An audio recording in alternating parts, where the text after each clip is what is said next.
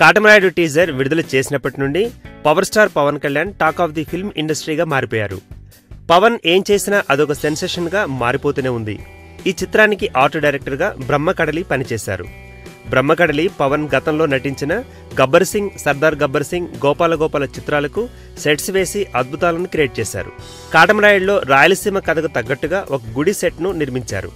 ఇప్పుడు ఆ గుడి గురించి అందరూ చర్చించుకుంటున్నారు.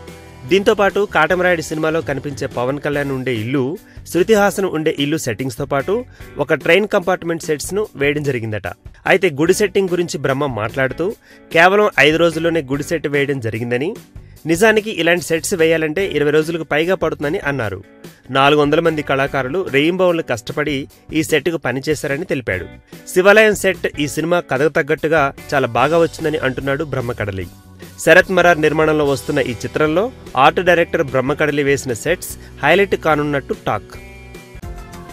ఈ వీడియో గనుక మీకు నచ్చినట్టయితే లైక్ చేయండి, షేర్ చేయండి, సబ్స్క్రైబ్ చేసుకోండి.